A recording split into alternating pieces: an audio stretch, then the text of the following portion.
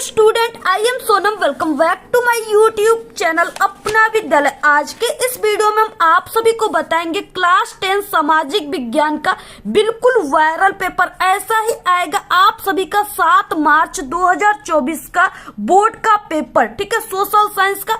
अगर आप सभी लोग इस पूरे पेपर की तैयारी कर लेते हो, आप सभी लोग जितने भी इस पेपर में क्वेश्चन है सभी बिल्कुल वायरल क्वेश्चन है। अगर आप लोग इस पूरे पेपर की तैयारी कर लेते हो, पूरे क्वेश्चन को तैयार कर लेते हो, तो आप सभी का इस बार क्लास 10 सोशल साइंस में, ठीक है, एसएसटी में आप सभी का 70 में 70 नंबर बिल्कुल पक्का है। ये मेरी 100% गारंटी। ये जो पेपर हम आप सभी को इस वीडियो में बताएंगे ये बिल्कुल 100% रियल पेपर है, ठीक है। यही आप सभी का 7 मार्च का जो सामाजिक विज्ञान का पेपर होगा, बिल्कुल इसमें से ही क्वेश्चन आएंगे, इसी पेपर में से सेम पेपर आएगा, ठीक है। अगर आप लोग मात्र इस पूरे पेपर की तैयारी कर लेते हो तो आप सभी लोग 7 मार्च को पेपर में बिल्कुल धुआं धुआं कर दोगे, आग लगा कराओगे, पूरे के पूरे क्वेश्चन आप सभी लोग छाप कराओगे। ये मेरी 100% गारंटी है, ठीक है। ये जो पेपर है बिल्कुल वायरल, कंटिन्यू इस पेपर के क्वेश्चन आप सभी के बोर्ड एग्जाम में आने वाले क्वेश्चन है, ठीक है। यहाँ पे हम आप सभी को पूरे के पूरे उत्तर के साथ और लिखित रूप से उत्तर के साथ आप सभी को बताएंगे किस तरीके से आपको सामाजिक विज्ञान के पेपर में बोर्ड में लिखना है, जिससे आपको पूरे के पूरे एग्जामिनर 70 में 70 नंबर दे दे, आपका एक भी नंबर न काटे, ठीक है। वो तरीका हम आप सभी को इस वीडियो में बताएंगे। और साथ ही साथ जो 10 नंबर का मानचित्र कार्य आता है, ठीक है, आप सभी को ये जो मानचित्र मिलेगा आप सभी के सोशल साइंस वाले दिन के पेपर के दिन, ठीक है, आपको ये मानचित्र मिलेगा भारत का, जिसमें इससे रिलेटेड 10 नंबर का क्वेश्चन आप सभी के पेपर में आएगा। तो आप सभी को इसको कैसे भरना है पूरा आप सभी को भर करके, ठीक है, बताएंगे क्या क्या आप सभी को सबसे पहले लिखना है और किस तरीके से आप सभी को इसको भरना है, जिससे पूरे के पूरे आपको 10 नंबर मिले। और यहाँ पे हम आपको ट्रिक भी बताएंगे, ठीक है। और बाकी यहाँ पे OMR सीट है जो कि 2024 का है। तो आप सभी को ये जो OMR सीट 2024 वाला है इसको आपको कैसे भरना है, ठीक है, सभी चीजें हम आप सभी को इस वीडियो में बताने वाले हैं।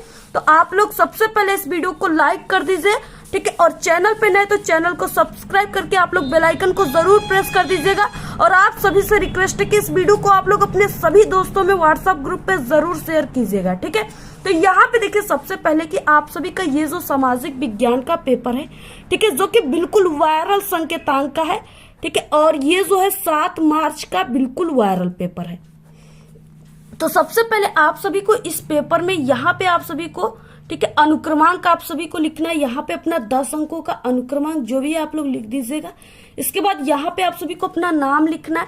और ये जो पेपर है ये 2024 सामाजिक विज्ञान का है, ठीक है। और यहाँ पे जो ये वायरल पेपर का संकेतांक है ये क्या है, 824 DZ, ठीक है। ये जो संकेतांक का पेपर है ये आपके एग्जाम में इस संकेतांक का पेपर हर साल आता है। आप लोग बिल्कुल इसको नोट करके कॉपी पर रख लीजिए, ठीक है। आप सभी का एग्जाम 2024 में होगा, इसलिए यहाँ पे 2024 का जो पेपर का संकेतांक है आप सभी को सिर्फ इसी संकेतांक का पेपर देखना है, ठीक है। और इस बार जो आप लोग बोर्ड एग्जाम दोगे 2024 में, तो आपको सिर्फ इसी संकेतांक के पेपर को देखना है, ठीक है। और ये संकेतांक का पेपर सिर्फ आपको हमारे चैनल पे मिलेगा जो कि 100% बिल्कुल रियल रहेगा, ठीक है। तो आप सभी लोग क्या कीजिए कि आप लोग अभी चैनल को सब्सक्राइब कर लीजिए और सिर्फ इस संकेतांक के आप लोग नोट करके लिख लीजिए, ठीक है, कहीं पर लिख लीजिए। यही संकेतांक का पेपर बिल्कुल 100% आपके एग्जाम में आएगा, ठीक है, 824 DG। तो यही, और उसके बाद इसमें आपको समय मिलेगा जो 3 घंटे 15 मिनट का समय मिलेगा। और ये पूर्णांक रहेगा जो वो 70 पूर्णांक का रहेगा। इसमें आप सभी को यानी 70 नंबर में आपको नंबर लाना है, ठीक है। अगर आप लोग इसी पेपर को बिल्कुल तैयार करके गए हो और जितने क्वेश्चन जैसे हम बताए वैसे लिखोगे तो आपको पूरा का पूरा आपको एग्जामिनर 70 नंबर देकर ही देंगे, ठीक है, एक भी नंबर आपका नहीं कटेंगे। इसके बाद देखिए निर्देश दिया है यहाँ पे। सबसे पहला है कि 15 मिनट आपको इस पूरे प्रश्न पत्र को पढ़ना है। इसमें किस टाइप के क्वेश्चन है, ठीक है, किसका आंसर कितने नंबर का है, तो आपको कितना आंसर उसका लिखना है। इसके बाद ये जो प्रश्न पत्र है 2 खंडों में विभाजित है, खंड अ और खंड ब, ठीक है। खंड अ में आपको 20 ऑब्जेक्टिव क्वेश्चन देखने को मिलेगा, जिसका आप सभी को 1 नंबर उसके पर क्वेश्चन पे मिलेगा। ऑब्जेक्टिव क्वेश्चन है आपको 20 नंबर मिलेगा, ठीक है। और इसके बाद यहाँ पे आप सभी को ऑब्जेक्टिव क्वेश्चन जो है उसका आंसर आपको OMR सीट पे लिखना है, यानी ये जो OMR सीट है, ठीक है, सामाजिक विज्ञान का, आपको इसी पर लिखना है। इसके बाद आप सभी को क्या करना है, यानी पे आप सभी लोग एक बार अगर ऐसे आंसर क्या कर दिए, भर दिए, तो आपको उसको काटना नहीं आपको मिटाना है। ठीक है, यहाँ पे लिखा गया नहीं व्हाइटनर का आपको यूज करना है। बाकी यहाँ पे दिए गए मानचित्र को उत्तर पुस्तिका में मजबूती के साथ आप सभी को संलग्न करना आवश्यक है। यानी ये जो मानचित्र आपको मिलेगा, ठीक है, इस तरह से ये अलग से पेज मिलेगा आपको, बोर्ड एग्जाम दोगे तो आप लोग, तो ये जो मानचित्र इसको भरने के बाद आपको जो कॉपी मिलेगी बोर्ड एग्जाम की, उसके साथ इसको काफी मजबूती से स्टेपल अगर ले गए हो आप लोग स्टेपलर, तो यहाँ पे स्टेपल कर सकते हो, या आप सभी लोग इसको, ठीक है, नत्थी कर देंगे। आपको धागे मिलते बोर्ड एग्जाम में, उससे आप लोग को नत्थी करना है। ये उत्तर पुस्तिका से अलग नहीं होना चाहिए, अगर अलग हो जाएगा तो आपको 10 नंबर नहीं मिलेंगे। इसके बाद यहाँ पे 50 नंबर के, ठीक है, वर्णनात्मक प्रश्न फर्स्ट और वर्णनात्मक प्रश्न सेकंड है, जो कि 4 नंबर और 6 नंबर वाले क्वेश्चन है। इसका आंसर आपको कैसे लिखना, पूरा का पूरा आंसर बताएंगे। ठीक है, तो इस तरीके से यहाँ पे ये निर्देश था। इसके बाद आ गया खंड अ, जिसमें बहुविकल्पी क्वेश्चन है, 20 ऑब्जेक्टिव क्वेश्चन है, एमसीक्यू क्वेश्चन। ठीक है, पहला है यहाँ पे, पहला क्वेश्चन क्या है, बहुत ही वायरल है, ये पेपर ही बिल्कुल वायरल है, इसलिए इसमें जितने क्वेश्चन है सभी बिल्कुल वायरल क्वेश्चन है। राष्ट्रवाद का प्रारंभ जिस देश से हुआ है, ठीक है, वो है, तो राष्ट्रवाद का प्रारंभ कहाँ से हुआ, 4 ऑप्शन है, जर्मनी, इटली, फ्रांस, ठीक है, और इंग्लैंड। तो देखिए जो यहाँ पे राष्ट्रवाद का प्रारंभ हुआ था वो सर्वप्रथम फ्रांस से हुआ था। ठीक है, ऑप्शन यहाँ पे पहले का सी राइट है। सबसे पहले देखिए आप सभी को OMR सीट में, ठीक है, यहाँ पे प्रश्न पत्र मार्का सीरीज को भरना है। इसमें पहला अक्षर और इसमें दूसरा अक्षर आप सभी को भरना है। ठीक है, यानी ये जो कोष्टक में दिया है ना D और G, इसको आपको भरना है, इसमें D और इसमें G, तो यहाँ पे आप सभी को भर देना है, इसमें D और इसमें G। ठीक है, और आपको बॉल पॉइंट पेन यानी डार्ट पेन, जो ऐसा पेन रहेगा ना, उसी से आपको भरना है। और इसके बाद इसमें जहां पर भी डी है उस गोले को आपको, उस लड्डू को भर देना है, और उसके बाद इसमें जहां पर भी जी है उस लड्डू को आपको भर देना है। तो ऐसे आपको भर देना है अच्छी तरीके से, बिल्कुल। ठीक है, तो इस तरीके से भरने के बाद अब देखिए यहाँ पे आप सभी लोग अपने हस्ताक्षर कर सकते हो। ठीक है, और यहाँ पे इसमें क्या था, पहले का सी राइट था, तो यहाँ पे आप सभी को भरना है, ये पहला है, इसका सी यहाँ पे ये वाला राइट है। ठीक है, और आपको इस तरीके से गोले को भरना है अच्छे तरीके से। आपको अधूरा गोला नहीं भरना है और न ही सही का ऐसे टिक मारना है, आपको गोले को अच्छे तरीके से भरना है। इससे बाहर आपका कलम की जो है नहीं निकलना चाहिए। ठीक है, इसी में ही आप सभी को भरना है। तो दूसरा क्वेश्चन, असहयोग आंदोलन का मुख्य कारण क्या था। ठीक है, रोलेक्ट एक्ट, प्रथम विश्व युद्ध, खिलाफत आंदोलन, चौरी चौरा की घटना। ठीक है, तो असहयोग आंदोलन जो था ये गांधी जी के द्वारा चलाया गया था। ठीक है, और ये इसका जो मुख्य कारण था वो रोलेक्ट एक्ट था। ऑप्शन यहाँ पे फर्स्ट राइट है। ठीक है, दूसरे का ए भर देना है। ठीक है, दूसरे का ए। तीसरा, करो या मरो का नारा किसका था, सुभाष चंद्र बोस का, चंद्रशेखर आजाद का, भगत सिंह का, और यहाँ पे महात्मा गांधी का। ठीक है, तो करो मरो का जो नारा दिए थे वो महात्मा गांधी जी ने दिए थे। ऑप्शन यहाँ पे डी राइट है। ऑप्शन यहाँ पे क्या है, डी राइट है। ठीक है, नेक्स्ट चौथा क्वेश्चन, इटली का एकीकरण किसके नेतृत्व में किया गया। ठीक है, ऑप्शन है ज्यूसेपे गेरिबाल्डी। ठीक है, इसके बाद ऑटोवन बिस्मार्क, नेपोलियन, विलियम प्रथम। तो ये ज्यूसेपे, ठीक है, गेरिबाल्डी के नेतृत्व में किया गया था। एकीकरण जो था वो इसके नेतृत्व में ही किया गया था। इसके बाद नेक्स्ट है, भारत में कुल कितने संघीय राज्य हैं। तो भारत में कितने, 27, 28, 29, 30, कितने राज्य संघीय, तो वो 28 है। ऑप्शन यहाँ पे बी राइट है। नेक्स्ट है निम्नलिखित, ठीक है, निम्नलिखित में से कौन सा राजनीतिक दल राष्ट्रीय पार्टी नहीं है। तो यानी कि यहाँ पे राष्ट्रीय पार्टी जो है नहीं है, ऐसा कौन सा इसमें से राजनीतिक दल है। तो देखिए समाजवादी पार्टी, यानी जो अखिलेश हैं, अखिलेश यादव, ठीक है, वो क्या है कि वो प्रधानमंत्री के पद का चुनाव नहीं लड़ सकते, ठीक, सिर्फ वो मुख्यमंत्री का ही लड़ सकते हैं। ठीक है, तो इस तरीके से वो क्या है, वो सिर्फ, यानी कि वो राष्ट्रीय पार्टी नहीं है, वो सिर्फ क्षेत्रीय है। तो यहाँ पे ऑप्शन सी राइट है, यहाँ पे ऑप्शन डी राइट है। ठीक है, यहाँ पे डी ऑप्शन है। नेक्स्ट यहाँ पे क्वेश्चन 7वां, निम्नलिखित में से किस राज्य में काली मिट्टी, बहुत ही वायरल क्वेश्चन है ये, निम्नलिखित में से किस राज्य में काली मिट्टी पाई जाती है। झारखंड, गुजरात, राजस्थान, बिहार। ठीक है, तो सबसे ज्यादा यानी गुजरात में पाया जाता है यहाँ पे काफी, और काली मिट्टी में जो है कपास की खेती सबसे अधिक होती है। ठीक है, और ये कपास कहाँ पे होता है सबसे अधिक, गुजरात में होता है, और वस्त्र का निर्माण भी गुजरात में ही सबसे अधिक होता है। नेक्स्ट है 8वां क्वेश्चन, निम्नलिखित में से कौन सी एक रेशेदार फसल है, जूट, कॉफी, ठीक ठीक है। जौ और रबर बहुत ही वायरल क्वेश्चन है। ऐसे रेशेदार फसल, रबी की फसल, खरीफ की फसल, इससे आपके एग्जाम में 1-2 क्वेश्चन जरूर आते हैं, ठीक है। तो यहाँ पे जूट जो है वो रेशेदार फसल है, क्योंकि ये रेशे इसमें होते हैं, इसलिए तो जूट से भी वस्त्र का निर्माण होता है, ठीक है। ऑप्शन यहाँ पे 8वां का ए राइट है। नेक्स्ट 9 क्वेश्चन, निम्नलिखित में से कौन सा नगर भारत की इलेक्ट्रॉनिक राजधानी के नाम से जाना जाता है, ठीक है। दिल्ली, लखनऊ, भोपाल और बेंगलुरु। तो यहाँ पे देखिए बेंगलुरु जो है इस यहाँ पे बहुत ही ज्यादा इलेक्ट्रॉनिक, ठीक है, चीजें बनाई जाती है और यहाँ के बच्चे जो है इलेक्ट्रॉनिक में इंटरेस्ट रखते हैं, ठीक है। तो इसलिए ये इसको इलेक्ट्रॉनिक राजधानी के नाम से जाना जाता है। ऑप्शन यहाँ पे डी राइट है। नेक्स्ट, निम्नलिखित में से कौन सा पतन यानी बंदरगाह देश में पूर्वी तट पर स्थित है, तो कौन सा है यहाँ पे, ठीक है। तो वो विशाखापट्टनम है। ऑप्शन यहाँ पे डी राइट है। नेक्स्ट है यहाँ पे मुद्रा का निर्गमन किसके द्वारा किया जाता है, यानी मुद्रा का जो है निर्गमन किसके द्वारा किया जाता है, तो वो भारतीय रिजर्व बैंक के द्वारा, ठीक है। ऑप्शन यहाँ पे क्या हो जाएगा, फर्स्ट राइट हो जाएगा। नेक्स्ट है विदेशी व्यापार किनके मध्य होता है। देखिए विदेशी व्यापार, ठीक है, यानी विदेशी व्यापार जो होता है वो एक देश से दूसरे देश में होता है, यानी 2 देशों के मध्य होता है, ठीक है। जैसे भारत और जापान, भारत और अमेरिका, तो ये दोनों क्या है, देश हैं, ठीक है, ये राज्य नहीं है, इसलिए ये 2 देशों के मध्य होता है। ऑप्शन यहाँ पे ए राइट है। नेक्स्ट 13 क्वेश्चन, अंसर्ट रेनन कौन थे, ठीक है। तो यहाँ पे कौन थे, दार्शनिक थे, कलाकार थे, चित्रकार थे या वस्तुकार थे, ठीक है। तो ये क्या थे, चित्रकार थे। ऑप्शन यहाँ पे सी राइट है। नेक्स्ट है गिल्डर क्या थे, ठीक है। गिल्डर जो था वो क्या था, तो उत्पादकों का संगठन करता था। ऑप्शन यहाँ पे डी राइट है। नेक्स्ट है वियना की संधि हुई थी, बहुत ही ये भी वायरल क्वेश्चन है। तो यहाँ पे वियना की जो संधि हुई थी वो 1815 ईस्वी में हुई थी। ऑप्शन बी राइट है। निम्नलिखित में से कौन सी जो है व्यापारिक फसल नहीं है, चाय, कॉफी, बाजरा या रबर, ठीक है। तो जो बाजरा है ये व्यापारिक फसल नहीं है। ऑप्शन यहाँ पे सी राइट है। 17 क्वेश्चन, ऑपरेशन फ्लड का संबंध किससे है, मछली उत्पादन से, मुर्गी उत्पादन से, मोती उत्पादन से, ठीक है, या दूध उत्पादन से। तो यहाँ पे क्या हो जाएगा, यानी कि दूध उत्पादन से। ऑप्शन यहाँ पे डी राइट है। भारत में किस मिट्टी का विस्तार सर्वाधिक क्षेत्रफल में है, काली मिट्टी, जलोढ़ मिट्टी, लेटेराइट मिट्टी और लाल मिट्टी, ठीक है। तो सबसे ज्यादा जो है काली मिट्टी का है। ऑप्शन यहाँ पे ए राइट है।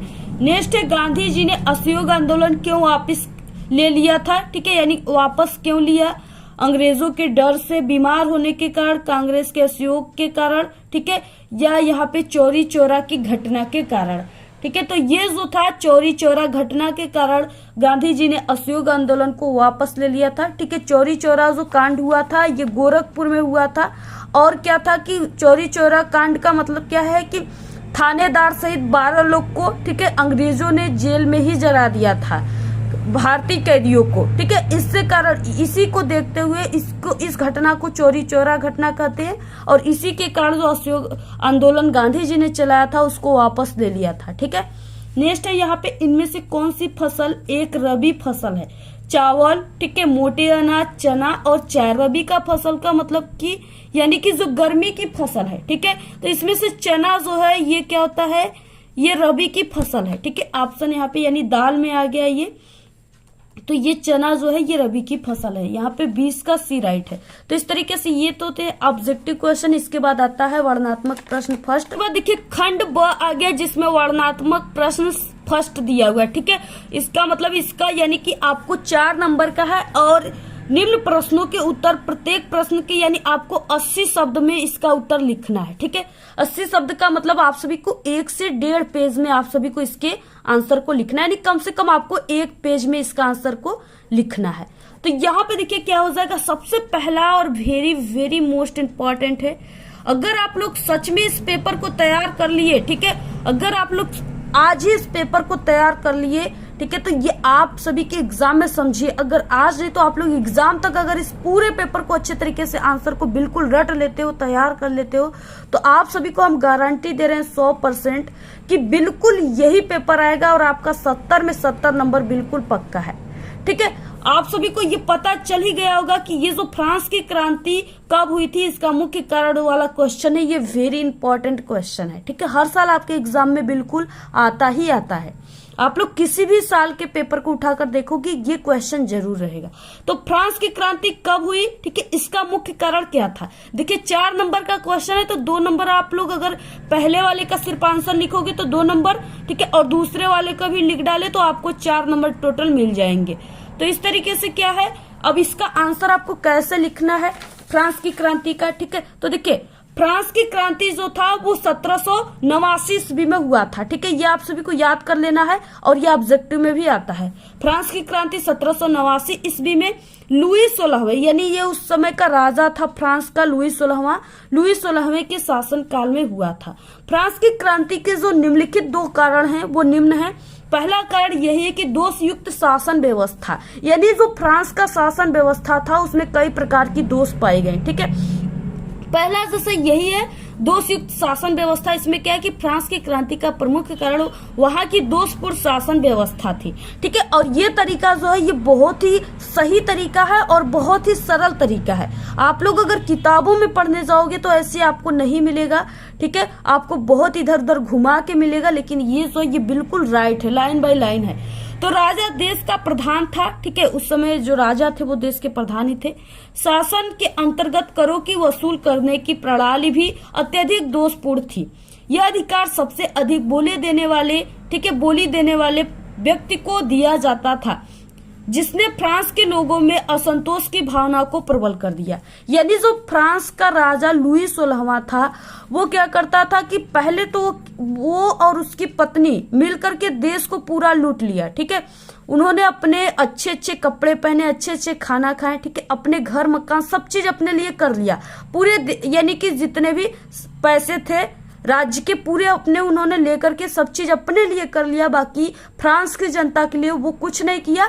बाद में जब लोग कहने लगे कि देश को चलाने के लिए, फ्रांस को चलाने के लिए, ठीक है, यानी और भी अर्थव्यवस्था की जरूरत है और भी पैसों की जरूरत है, तो उसके पास पैसे बचे ही नहीं थे, क्योंकि वो और उसकी पत्नी काफी महंगे महंगे चीजें खाते थे, पाव रोटी वगैरह, ठीक है, जो भी चीजें है, डबल रोटी वगैरह, तो वो सब चीजें खाते थे, जिससे पैसे जो होते थे खत्म हो गए थे। तब फ्रांस का जनता क्या किया कि पैसे खत्म हो गया तो वो फ्रांस में जो मजदूर वर्ग के लोग थे और किसान वर्ग के लोग थे, ठीक है, उस पे वो कर लगाना शुरू कर दिया। वो यानी कि अगर वो 200 रुपए कमा रहे हैं तो उसको 100 रुपया जो है उसको राजा को देना पड़ेगा, ऐसा वाला कर वो लगाना शुरू कर दिया। और सिर्फ गरीबों और किसानों पर ही, बाकी जो अमीर लोग थे उन पे नहीं लगाया, ठीक है, जिससे जो गरीब लोग थे, किसान थे, उनके मन में विद्रोह का भाव उत्पन्न हो गया, असंतोष की भावनाएं उत्पन्न हो गई, जो कि फ्रांस की क्रांति का कारण बन गया, ठीक है। तो ये दोषयुक्त शासन व्यवस्था हो गया। इसके बाद दूसरा है सामाजिक असमानता, ये भी काफी मुख्य कारण है फ्रांस की क्रांति के लिए।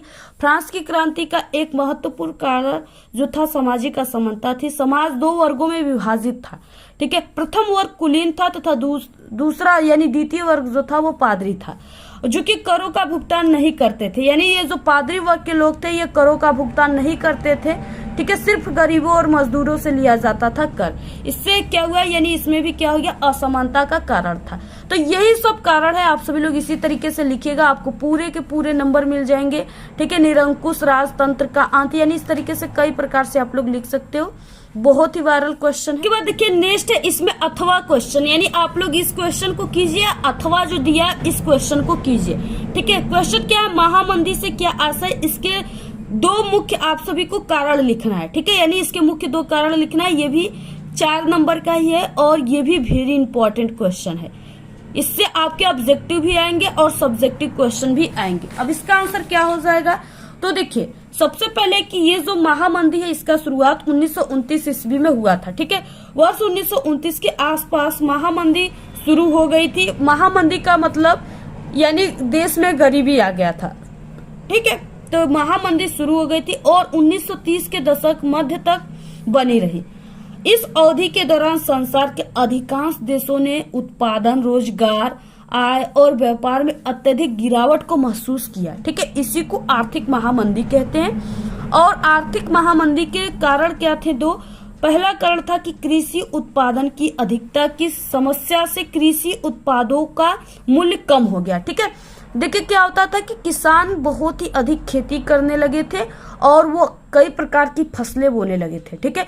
लेकिन उनके उत्पादक जो थे, यानी बहुत सारे किसान खेती करते थे, उत्पादक अच्छे होते थे, उत्पादन यानी फसल अच्छे होते थे, लेकिन उसको खरीदने वाले लोग बहुत ही कम रहते थे, ठीक है। जिससे वो यानी किसानों के उत्पादकों का बहुत ही कम मूल्य देते थे, ठीक है। और इस मूल्य से किसानों की जो वो लागत लगाए थे उसका भी भरपाई नहीं हो पाता था, जिससे किसान लोग क्या किए, सोचे कि इसको हम इतने दूर से बाजार में ले जाकर बेचेंगे, जितना हमारा खर्च लगेगा उससे कम दाम में ये सामानें बिकेंगी, ठीक है, ये फसलें बिकेंगी, अनाजें बिकेंगे। तो इससे किसान सोचते थे कि इससे अच्छा कि ये मेरा घर में ही सड़ जाएगा सामान, ठीक है, वो नहीं ले जाते थे। और अगर ले भी जाते थे तो उसका दाम बहुत ही कम दिया जाता था, क्योंकि बाहरी जो व्यापारी आते थे अनाज को खरीदने के लिए वो भी देश में आना बंद कर दिए थे, ठीक है। तो बाकी जो अंदर के लोग हैं, देश के अंदर के लोग हैं, वो जब खरीदेंगे सामानों को तो उसका तो कम मूल्य देंगे, क्योंकि देश में सभी जगह जो है खेती हो रही है, ठीक है। तो इसका पहला कारण ये था। दूसरा था कि महामंदी के कारण भारत में आयात और निर्यात का पतन हो गया। वही कारण यानी कि आयात यानी कोई वस्तुएं जो है सामान भारत में आना बंद हो गया, और उसके बाद हमारे भारत से दूसरे देशों में कोई भी अनाज वस्तुएं जाना भी बंद हो गया। इसके कारण भी, ठीक है, आर्थिक महामंदी का लोगों को सामना करना पड़ा। तो ये दो कारण है, और आपको ऐसे ही हेडिंग डालकर लिखना है। अगर आप लोग इस तरीके से लिखोगे तभी आपको पूरे के पूरे 4 नंबर मिल जाएंगे। इसके बाद देखिए नेक्स्ट दूसरा क्वेश्चन, लोकतांत्रिक शासन में सरकार को उत्तरदायी होना क्यों आवश्यक है, ठीक है, अथवा है लोकतांत्रिक शासन की किन्हीं 2 चुनौतियों का उल्लेख कीजिए। तो आप सभी को यहाँ पे हम दूसरे वाले क्वेश्चन का जो यहाँ पे क्वेश्चन है उसका आंसर आप सभी को कैसे लिखना है ये बताएंगे सबसे पहले, ठीक है। तो यहाँ पे देखिए प्रश्न नंबर दूसरे का हो जाएगा, लोकतांत्रिक शासन में सरकार का उत्तरदायी होना क्यों आवश्यक है, ठीक है। तो उत्तर क्या हो जाएगा, आज के समय में लोकतांत्रिक सरकार को प्राय प्रतिनिधिक लोकतंत्र कहते हैं, ठीक है। प्रतिनिधि लोकतंत्र में लोग सीधे शासन में भाग नहीं लेते हैं, ठीक है, बल्कि क्या करते हैं, चुनाव की प्रक्रिया के द्वारा अपने प्रतिनिधि को चुनते हैं। ये प्रतिनिधि मिल करके सारी जनता के लिए निर्णय लेते हैं, ठीक है, और सरकार चलाते हैं। चूंकि लोकतंत्र में सरकार जनता के द्वारा चुनी जाती है, क्योंकि लोकतंत्र में क्या होता है, सरकार जो है जनता के द्वारा चुनी जाती है, वोट जनता देती है, जिससे सरकार खड़ी होती है, और इसलिए उसे, ठीक है, जन सामान्य के कल्याण के लिए निर्णय लेने पड़ते हैं और कार्य करने भी पड़ते हैं। उसे जनता खड़ा करती है सरकार को, इसलिए जो सरकार है उसको जनता के अनुरूप कार्य किया जाता है, और उसके जो कल्याण है उसके लिए भी उनके निर्णय लेना पड़ता है उसको, ठीक है, और कार्य करने पड़ते भी है। सरकार को समाज समानता, स्वतंत्रता तथा सामाजिक न्याय के मूल्यों को ध्यान में रखते हुए कार्य करना पड़ता है, ठीक है। तो इस तरीके से आप सभी को पूरा ऐसे ही लिखना है, आपको 4 नंबर बिल्कुल पक्का है। आप लोग इसको कॉपी पर लिखोगे तो ये आप सभी का 1 पेज 1.5 पेज चला जाएगा, ठीक है, और आप सभी का जो है 4 नंबर बिल्कुल पक्का हो जाएगा। नेक्स्ट क्वेश्चन देखिए क्या है, और इसके बाद अथवा वाला क्वेश्चन का आंसर आप सभी को हमारे चैनल पे मिल जाएंगे, ठीक है। प्लेलिस्ट में आप लोग सामाजिक विज्ञान के प्लेलिस्ट में जाइएगा, और इसका आपको वीडियो हम कमेंट बॉक्स में, ठीक है, प्लेलिस्ट का लिंक और डिस्क्रिप्शन बॉक्स में भी दे देंगे, वहां से भी आप सभी लोग लिख लीजिएगा। ये वीडियो काफी लंबी हो जाएगी, इसलिए यहाँ पे ये वाले अथवा क्वेश्चन का आंसर हम नहीं बता रहे। नेक्स्ट अलोक खनिज से आप क्या समझते हैं, ठीक है, कोई 2 उदाहरण दीजिए। अथवा है गैर परंपरागत शक्ति के स्रोत से आप क्या समझते हैं, कोई 2 उदाहरण दीजिए। ये क्वेश्चन जो है वेरी इंपॉर्टेंट है, आप लोग किसी भी साल के पेपर को उठाकर देखोगे ये क्वेश्चन जरूर आए रहेंगे, ठीक है। तो आप लोग इस तीसरे का ये वाले क्वेश्चन का आंसर न लिख करके, अगर आपके एग्जाम में ये पेपर आएगा, ठीक है, यही आएगा बिल्कुल, तो आप लोग इसी वाले क्वेश्चन को, अथवा वाले क्वेश्चन को हल कीजिएगा, आपको पूरे के पूरे नंबर जो है मिल जाएंगे, ठीक है। तो इसका आंसर देखिए क्या हो जाएगा, किस तरीके से आप सभी को लिखना है। तो यहाँ पे हो जाएगा, ठीक है, गैर परंपरागत शक्ति के स्रोत से आप क्या समझते हैं, कोई 2 उदाहरण भी आपको देना है। उत्तर में क्या हो जाएगा, ऊर्जा के वे साधन जो एक बार प्रयोग करने पर समाप्त नहीं होते हैं, ठीक है, और जिनकी पुनः पूर्ति संभव है, उसे गैर परंपरागत या नवीनीकरणीय संसाधन कहलाते हैं, ठीक है। यानी अगर हम उसे एक बार यूज कर लिए, ठीक है, तो वो खत्म नहीं होगा, वो उसका हम फिर से यानी नए तरीके से उसका यूज करते रहेंगे। अब जैसे में कौन कौन से हो जाएंगे, जैसे सौर ऊर्जा, पवन ऊर्जा, ठीक है, पवन ऊर्जा कभी थोड़ी ना खराब होता है, एक बार वो ऊर्जा दे दिया तो ये नहीं कि वो बंद हो जाएगा, वो हमेशा देगा जब तक कोई बिगड़ेगा नहीं, ठीक है। ज्वारी ऊर्जा, और जैविक ऊर्जा, ये सब क्या होते हैं, ये सब का आप लोग बार बार अपने जीवन काल में प्रयोग कर सकते हो।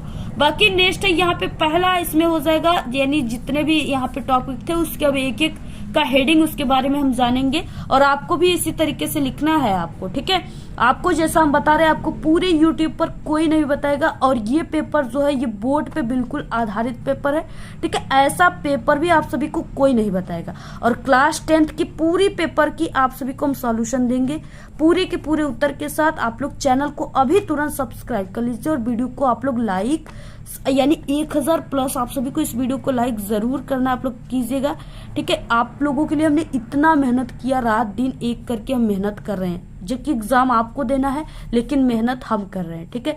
तो आप सभी को भी क्या करना है, वीडियो को जरूर शेयर करना है। तो यहाँ पे सौर ऊर्जा हेडिंग डालना है। भारत एक उष्णकटिबंधीय देश है, ठीक है, ये सब जानता है। यहाँ सौर ऊर्जा के जो है दोहन की असीम संभावनाएं हैं, ठीक है। यानी भारत जो है ये उष्णकटिबंधीय है, यानी यहाँ पे ज्यादा यानी शहर बसे हुए नहीं है, यहाँ पे ज्यादा खेती बाड़ी ये सब होता है। तो यहाँ पे क्या है, पवन जो सौर ऊर्जा है उसे लगाना संभव है।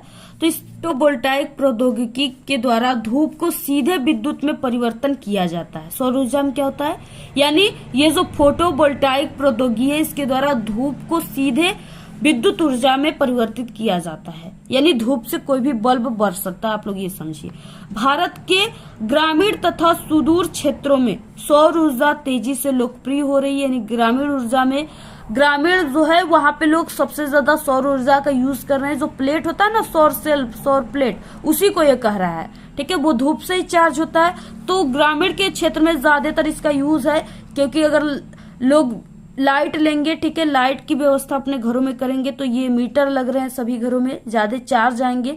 और बाकी अगर एक बार सौर ऊर्जा खरीद लिया जाएगा तो उससे, ठीक है, जब तक वो बिगड़ेगा नहीं तब तक आप लोग लाइट ले सकते हो। अगर आप लोग सौर ऊर्जा के बड़े प्लेट को लगा दोगे, ठीक है, तो उससे आपके टीवी, फ्रिज, यानी सभी चीजें चलेंगी, ठीक है, सभी चीजों में वो काम आएगा, तो आपको लाइट की कोई जरूरत ही नहीं पड़ेगी, ठीक है। तो इसलिए सौर ऊर्जा जो है ग्रामीण में सबसे ज्यादा लग रहे हैं और तेजी से बढ़ रहा है। भारत का सबसे बड़ा सौर ऊर्जा संयंत्र भुज के निकट, ठीक है, माधोपुर में स्थित है, यानी सबसे बड़ा जो है जो सौर ऊर्जा प्लेट है यानी संयंत्र है वो भुज के निकट माधोपुर में स्थित है, ठीक है। तो इस तरीके से हो गया। दूसरा है पवन ऊर्जा।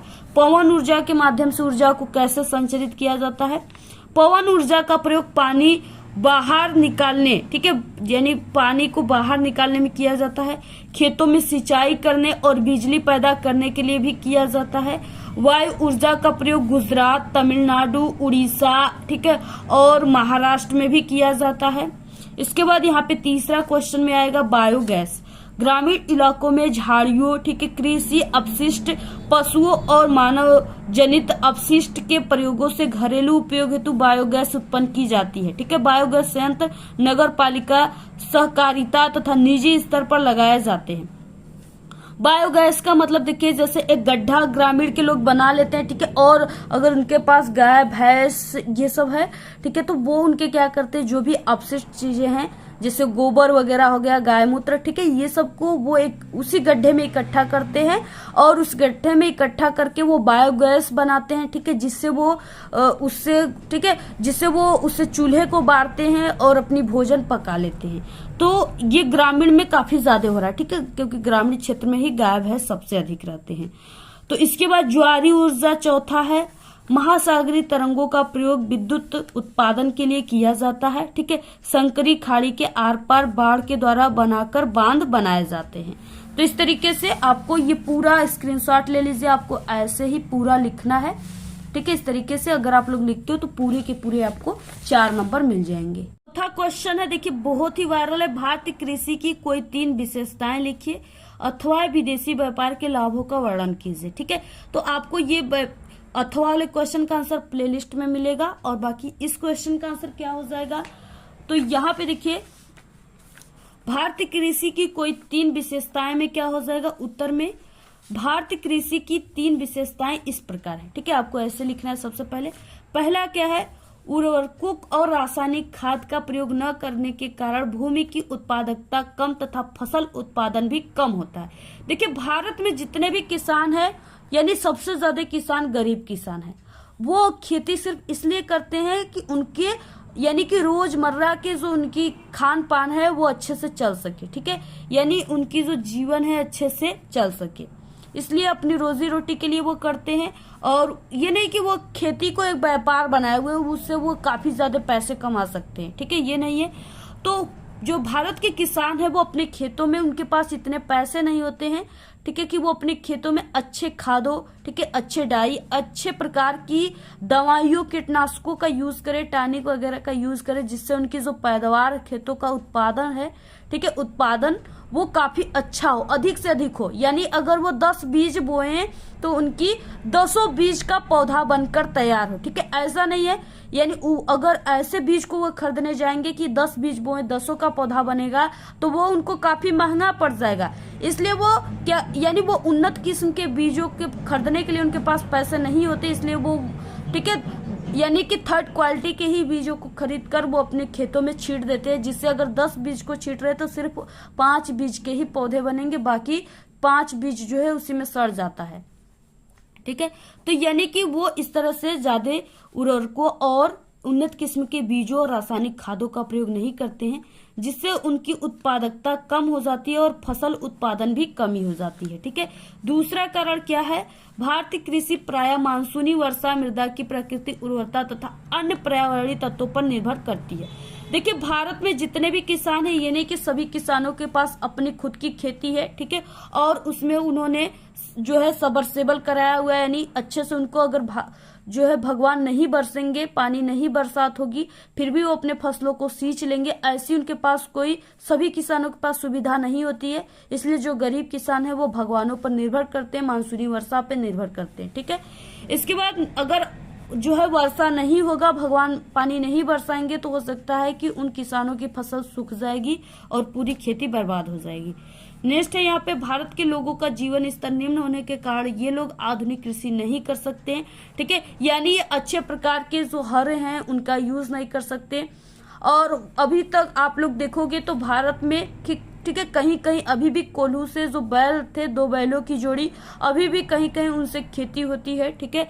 और जो अच्छे किसान हैं, अमीर किसान है, वही अपने खेतों को ट्रैक्टर से जुतवाते हैं और खेतों को भी कई प्रकार से उसको जुताई किया जाता है जिससे फसल अच्छे से होंगे, लेकिन किसान सिर्फ एक बार ही जुतवा करके उसमें जो है, ठीक है, बीजों को छींट देते हैं, जिससे उनकी बीजें अच्छे से नहीं जम पाती हैं, ठीक है।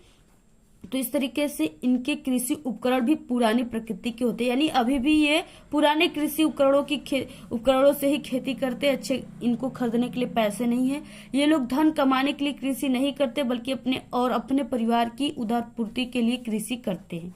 तो इस तरीके से आपको लिखना है, बहुत ही वायरल क्वेश्चन है, ऐसे ही आपको पूरा लिखना है, 4 नंबर आपका पक्का हो जाएगा। इसके बाद देखिए वर्णनात्मक प्रश्न सेकेंड आ गया। निम्नलिखित प्रश्नों का उत्तर आप सभी को लगभग 150 शब्दों में देना है, ठीक है, यानी आप सभी को कम से कम 2 पेज और अधिक से अधिक आपको, ठीक है, 2.5 पेज में क्या करना है, देना है इसका आंसर, तभी आपको जो है 6 नंबर का क्वेश्चन है, 6 नंबर पूरे के पूरे मिलेंगे।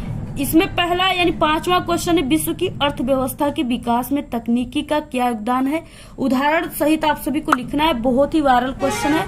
अथवा है 19वीं शताब्दी में अंतर्राष्ट्रीय अर्थशास्त्रियों के द्वारा बताए गए 3 प्रकारों के प्रभावों की व्याख्या कीजिए, ठीक है। तो पहले हम आपको इस क्वेश्चन का आंसर बताते हैं, आपको कैसे एग्जाम में लिखना है। तो यहाँ पे इसका उत्तर हो जाएगा, विश्व अर्थव्यवस्था से प्राय विश्व के संपूर्ण देशों की अर्थव्यवस्था पर आधारित अर्थव्यवस्था का बोध होता है, ठीक है।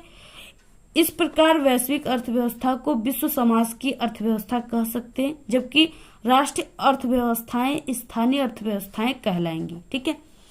उसके बाद द्वितीय विश्व युद्ध के बाद के काल में पुनर्निर्माण का कार्य 2 बड़े प्रभावों के साथ आगे बढ़ा। पश्चिमी विश्व में अमेरिका आर्थिक, राजनीतिक और सैनिक दृष्टि से, ठीक है, एक बलशाली ताकत बन चुका था। जिस समय पूंजीवादी विश्व महामंदी से, ठीक है, जूझ रही थी, उसी दौरान सोवियत संघ के लोगों ने अपने देशों को एक पिछड़े खेतीहर देश की जगह एक विश्व शक्ति की हैसियत से ला खड़ा किया था, ठीक है।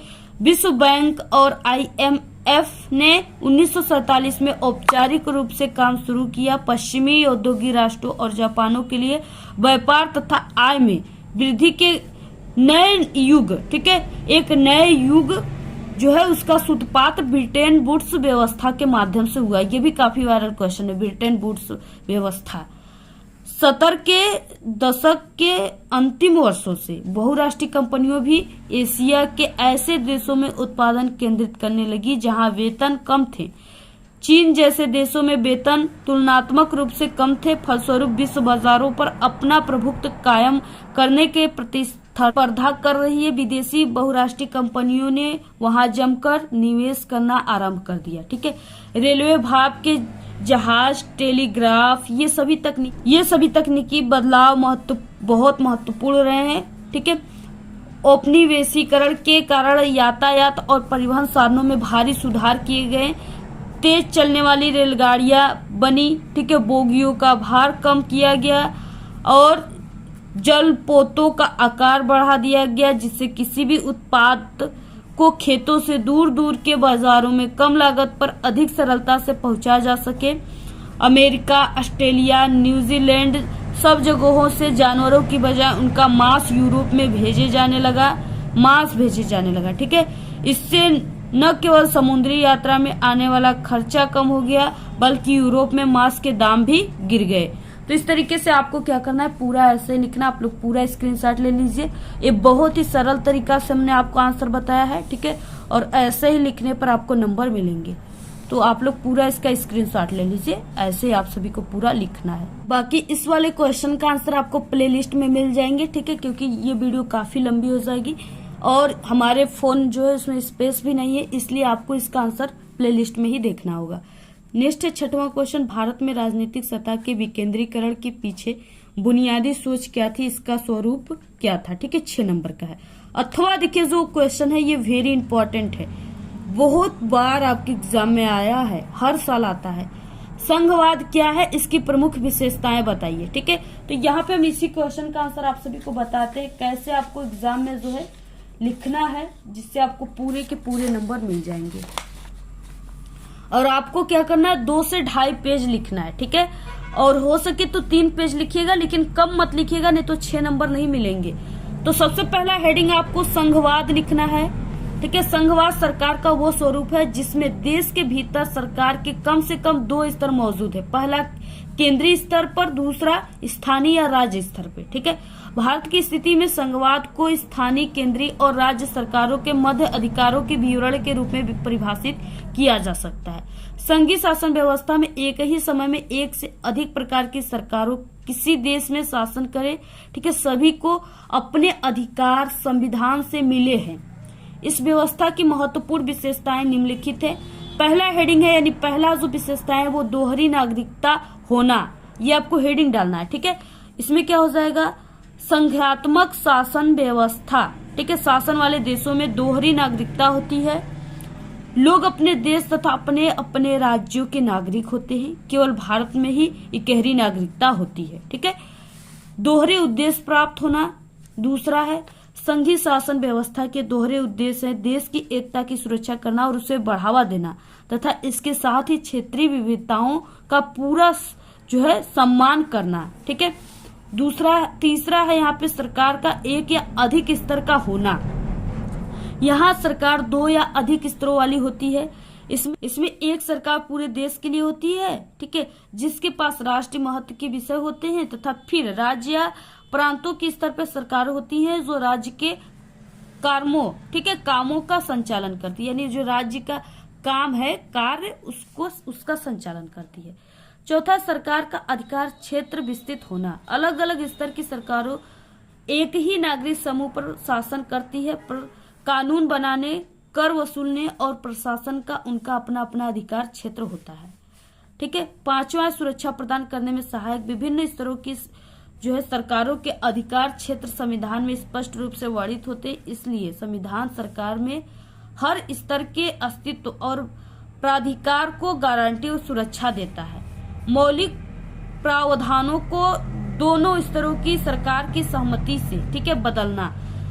संविधान के मौलिक प्रावधानों को किसी एक स्तर की सरकार अकेले नहीं बदल सकती है, क्योंकि देखिए जो लिखा गया संविधान में वो एक लोगों से नहीं बदला जा सकता। ठीक है, जो सभी जनता साथ देगी, सभी अधिकारी साथ देंगे, तभी वो बदला जा सकता है। ऐसे बदलाव दोनों स्तर की सरकारों की सहमति से ही हो सकती है।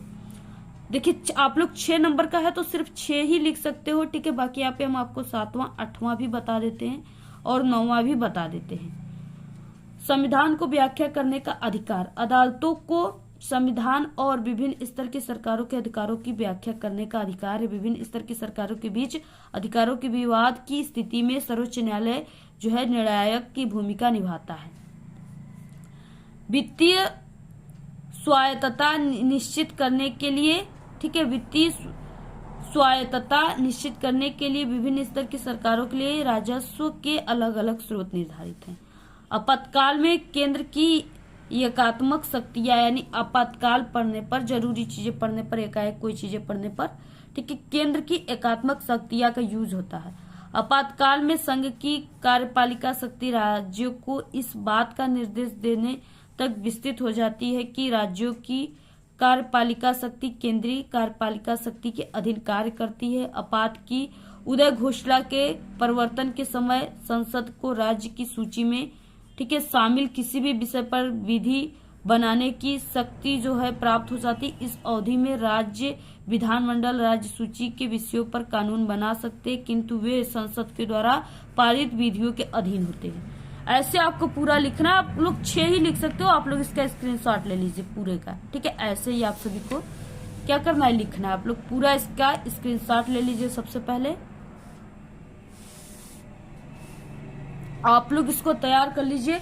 आपके एग्जाम में ये लिखित है मेरा, हम इसी समय आपको कह दे रहे हैं कि ये क्वेश्चन जरूर आएगा आपके एग्जाम में, ठीक है। जब आप लोग एग्जाम देने जाओगे तब आपको पता चलेगा कि ये सभी क्वेश्चन तो पूरे के पूरे हमें याद है, इसका आंसर तो हम लोग पूरा भर भर के पेज लिख डालेंगे, ठीक है। क्योंकि आप लोग हमारा जो वीडियो है अभी से देख रहे हो, ठीक है, अभी से इन सब क्वेश्चनों को जान रहे हो, तैयार कर रहे हो, तो आपका एग्जाम बिल्कुल जो है, ठीक है, जब आपका एग्जाम आएगा, आप लोग पेपर देने जाओगे तो आपको पूरे क्वेश्चन जो है बिल्कुल सरल लगेंगे, क्योंकि आप लोग अभी से ही इसको तैयार कर रहे हो।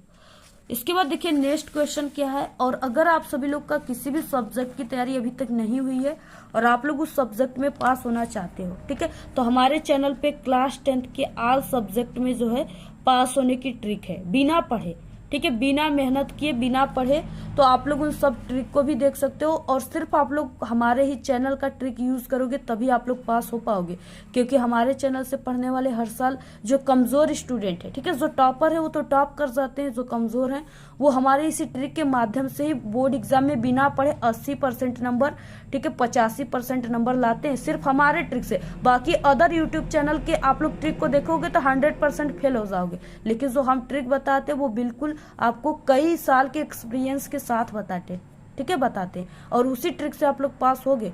तो आप लोग हमारे ही सिर्फ ट्रिक को देखिए, बाकी किसी की भी ट्रिक मत देखिए। और आपको इसी वीडियो के लास्ट में 4 प्लेलिस्ट दिखेंगी, ठीक है, उसमें आपको मैथ में जैसे कमजोर हो तो मैथ में पास होने की ट्रिक, इंग्लिश में, सोशल साइंस में कमजोर हो तो सोशल साइंस में पास होने की ट्रिक, हिंदी में पास होने की ट्रिक, सभी सब्जेक्ट में पास होने की ट्रिक है। आप लोग इसी वीडियो के लास्ट में आपको बिल्कुल एकदम प्लेलिस्ट दिखेंगी, वहां से देख लीजिएगा, ठीक है। और आपको कॉपी कैसे लिखना है एग्जाम में, सभी पे वीडियो आ गया चैनल पे, जरूर देख लीजिए आप लोग। नेक्स्ट है परिवहन तथा संचार के। परिवहन का मतलब यानी कि बस, ठीक है, ट्रेन, एरोप्लेन, ये सब परिवहन में आ गई, ठीक है, बाइक, 4 व्हीलर। संचार का मतलब कि आप लोग हमारी जो वीडियो देख रहे हो वो संचार के माध्यम से ही देख रहे हो। इसमें क्या आ गया, स्मार्टफोन, ठीक है, यानी मोबाइल आ गया। के साधन को किसी देश तथा अर्थव्यवस्था की जीवन रेखा क्यों कहा जाता है, ये 6 नंबर का है। अथवा अंतर्राष्ट्रीय व्यापार की बदलती प्रवृत्तियों का आप सभी को उल्लेख करना है। तो सबसे पहला ये क्वेश्चन है और इम्पोर्टेंट यही क्वेश्चन है, इसी को हम आपको सबसे पहले बताते हैं कि उत्तर हो जाएगा वस्तुओं, सेवाओं तथा लोगों को एक स्थान से दूसरे स्थान तक ले जाना ही परिवहन कहलाता है, ठीक है। यानी अगर आप सभी लोग अपने घर से 1 किलोमीटर मार्केट में भी चले गए किसी माध्यम से, ठीक है, तो उसे परिवहन कहा जाता है। यह परिवहन 3 महत्वपूर्ण क्षेत्रों में से किया जाता है, जैसे स्थल, ठीक है, यानी कि सड़कों से, यानी जमीन से, ठीक है, और जल से, ठीक है, जैसे जल वाली जहाज जो होती है ना उसके माध्यम से, और वायु के माध्यम से यानी एरोप्लेन के माध्यम से, हेलीकॉप्टर के माध्यम से, ठीक है। तो संचार, और ये तो थे यहाँ पे परिवहन के बारे में। इसके बाद आ गया संचार के साधन में वे साधन जिनका प्रयोग एक स्थान से दूसरे स्थान तक संदेश भेजने के लिए किया जाता है। जैसे हम आपको कह रहे हैं कि ये जो पेपर है ये बिल्कुल वायरल पेपर है और आप लोग ठीक है हमारे इस पेपर को देख लीजिए और 70 में 70 नंबर आप सभी का पक्का आएगा। ठीक है, तो आप सभी लोग सच में इसको तैयार कर लिए हमारे संदेश के ही माध्यम से। ठीक है, और ये जो पेपर है आपके पास, ये वायरल पेपर की वीडियो आपको कहाँ मिलेगी? ठीक है, सिर्फ हमारे माध्यम से ही मिलेंगी। हमें ही बोर्ड के द्वारा सूचना दिया जाता है कि ये पेपर आएगा आपके एग्जाम में। ठीक है, तो हमारे चैनल के माध्यम से सिर्फ मिलेगी। तो आपको ये कैसे पता चला? ये हमारे स्मार्टफोन के माध्यम से पता चला। ठीक है, तो ये संचार के माध्यम से पता चला, तो वही है संचार। ठीक है, भेजने में ये दोनों ही किसी देश की जीवन रेखा कहे जाते हैं, क्योंकि आज भारत अपने विशाल आकार, विभिन्नताओं, भाषाओं, ठीक है, तथा सामाजिक और सांस्कृतिक बहुलताओं के बावजूद संसार के सभी क्षेत्रों में जुड़ा हुआ है। रेल, वायु एवं जल परिवहन, समाचार पत्र, रेडियो, दूरदर्शन। ठीक है, पहले लोग क्या करते थे? पहले रेडियो ही सब चीज होता था। पहले के दादाजी लोग रेडियो बैठकर दिन भर ठीक है समाचार को सुनते थे। दूरदर्शन, सिनेमा तथा इंटरनेट आदि इसके सामाजिक आर्थिक विकास के में अनेक प्रकार के सहायक हैं। स्थानीय से लेकर के अंतर्राष्ट्रीय स्तरीय व्यापार ने अर्थव्यवस्था को जीवन शक्ति दी है। इससे हमारे जीवन को समृद्ध किया है तथा आरामदायक जीवन के लिए सुविधाओं और साधनों में विकास किया है। ठीक है, आधुनिक संचार तथा परिवहन के साधन हमारे देश और इसकी आधुनिक अर्थव्यवस्था को संचालित करते, इसलिए जो है सघन व सक्षम परिवहन का जाल तथा संचार के साधन आज विश्व राष्ट्र व के लिए सभी क्या है? एक है। ठीक है, पिछले 15 वर्षों में अंतर्राष्ट्रीय व्यापार के बदलते प्रवृत्तियों का उल्लेख कीजिए। तो इस तरीके से आप सभी को क्या करना है, यानी ये पूरा इसका आंसर है। इस तरीके से ये क्या है? इसका पूरा आंसर है। ठीक है, यहाँ तक आप सभी को क्या करना है? परिवहन का आंसर सिर्फ यहाँ तक लिखना है। बाकी ये जो क्वेश्चन है ये अथवा वाला क्वेश्चन है, तो आप लोग इसका भी स्क्रीनशॉट ले लीजिए, आप लोग खुद से इसको तैयार कर लीजिएगा। ठीक है, हम भी काफी थक चुके हैं, आप लोग इसका स्क्रीनशॉट लेकर तैयार कर लीजिएगा। सभी क्वेश्चन का आप लोग स्क्रीनशॉट ले लीजिए इसको, और आप लोग कॉपी पर लिखकर इसको रिवीजन कीजिए डेली। तो देखिए क्वेश्चन 6 नंबर का है, सभी क्वेश्चन 6 नंबर के ही है। इसमें 8वां क्वेश्चन है, मृदा अपरदन से आप क्या समझते हैं? वेरी इंपॉर्टेंट क्वेश्चन है ये। ठीक है, मृदा अपरदन के उत्तरदायी किन्हीं 3 कारणों का आपको उल्लेख भी करना है। देखिए पहले कि मृदा अपरदन किसे कहते हैं, इसका आंसर क्या हो जाएगा? मृदा अपरदन। ठीक है, उत्तर क्या हो जाएगा? जल, वायु और नदी आदि जैसे प्राकृतिक शक्तियों के द्वारा भूमि की ऊपरी परत के तेजी से कटाव को मृदा अपरदन कहते हैं। इसे मृदा क्षरण भी कहते हैं। ठीक है, जैसे क्या हुआ, जब बाढ़ आता है बारिश के मौसम में, ठीक है, बाढ़ आता है तो बाढ़ अपने साथ कई खेतों से होकर आता है, कई जगह की जो पानी होता है जल बाढ़ का वो इकट्ठा होता है। ठीक है, और वो पानी धीरे धीरे अपने साथ, ठीक है, बाढ़ के पानी कई खेतों से होकर आता है और वो अपने कई खेत जो है इससे वो होकर जब आता है तो वो अपने साथ खेतों की मिट्टियों और कंकड़ पत्थरों को भी लेकर आता है। ठीक है, और क्या होता है, और जब ये बाढ़ की पानी ऐसे भूमि पर आता है, खेतों से होकर जाती है, तो सभी खेती की मिट्टियां जो ऊपरी परत है उसका, ठीक है, वो उसी बाढ़ के पानी के साथ ही बहकर चला जाता है, और यानी कि ऊपरी परत का उसका क्षरण हो जाता है, कटाव हो जाता है, जिससे उसे मृदा क्षरण या मृदा अपरदन कहते हैं। प्राय मृदा के बनने और अपरदन की क्रिया साथ साथ चलती है। ठीक है, तथा दोनों में संतुलन होता है। प्राकृतिक तथा मानवीय कारकों के द्वारा यह संतुलन बिगड़ जाता है। मानवीय एवं भौतिक कारणों से होने वाले मृदा अपरदन का विवरण इस प्रकार है।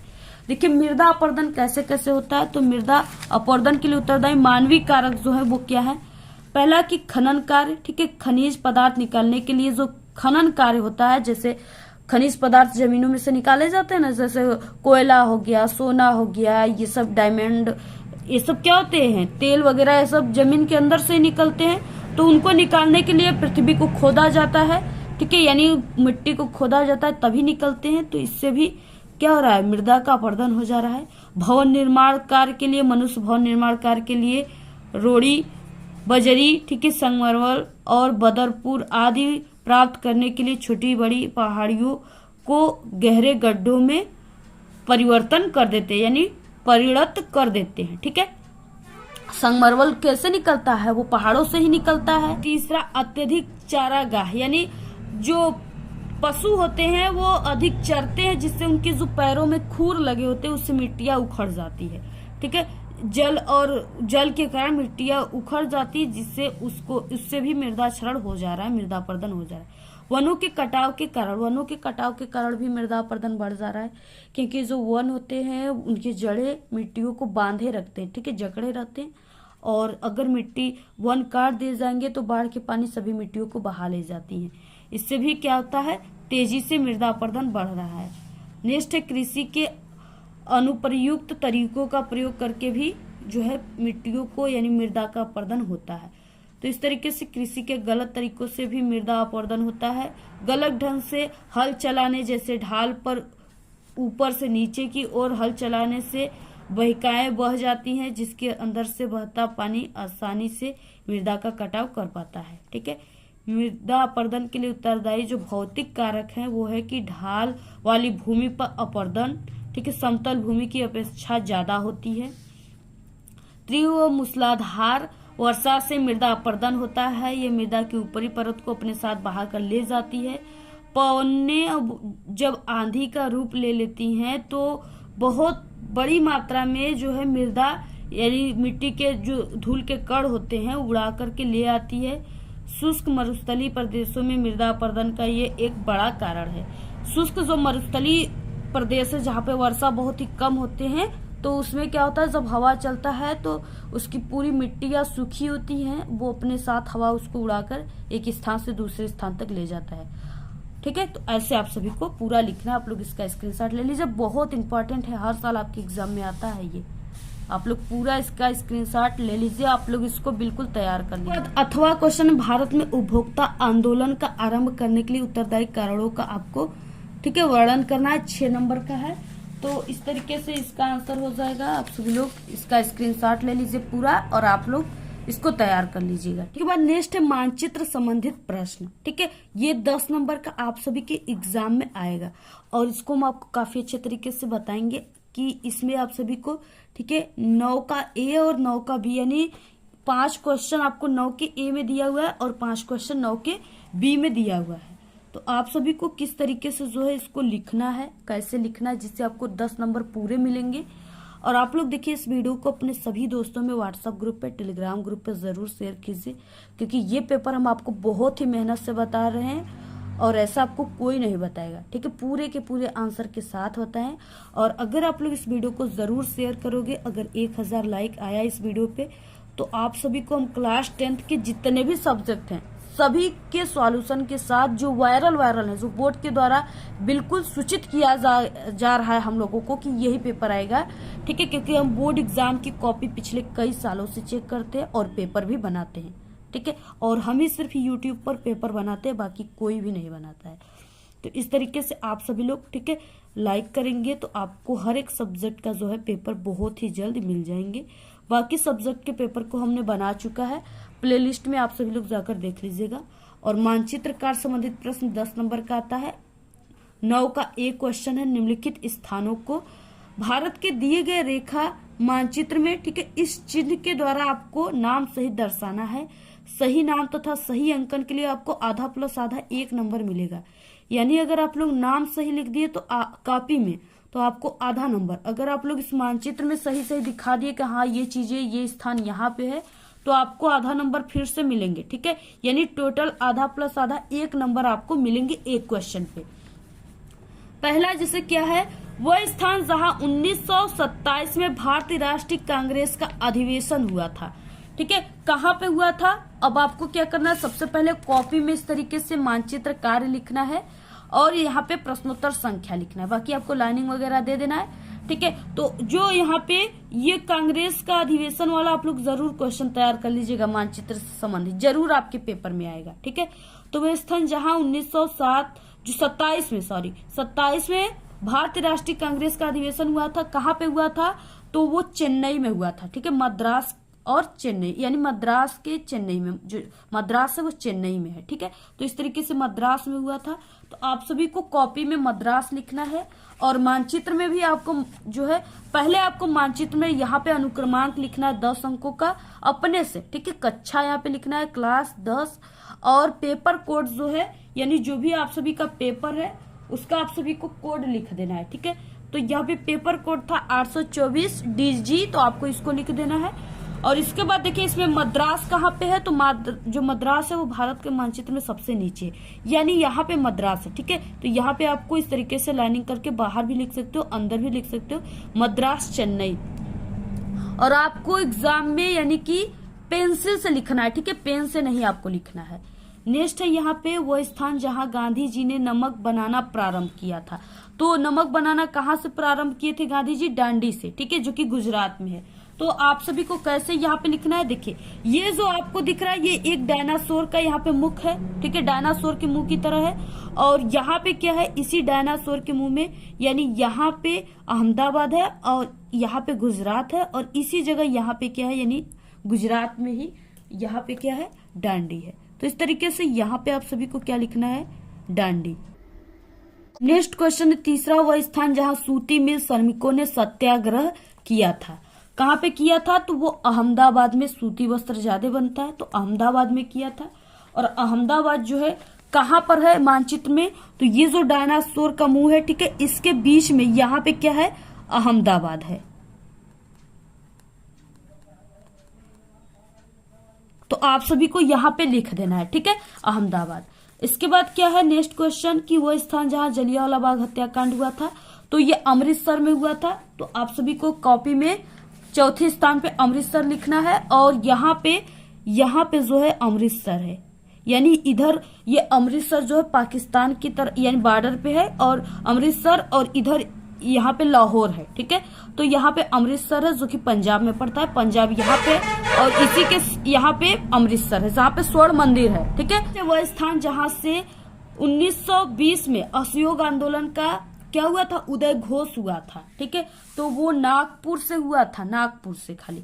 ठीक है, तो नागपुर कहाँ पे है, नागपुर जो है भारत के मानचित्र में यहाँ पे नागपुर है, इस क्षेत्र में। ठीक है, तो ये जो है यहाँ पे ना, इसमें क्या है, नागपुर है, तो आपको यहाँ पे दर्शा देना है। उसके बाद देखिए यहाँ पे बी वाला है जो दिया है कि दिए गए मानचित्र, भारत के मानचित्र में आपको निम्नलिखित को दर्शाना है। इसमें भी आपको 5 नंबर इस पे 5 नंबर इस पे मिलेंगे।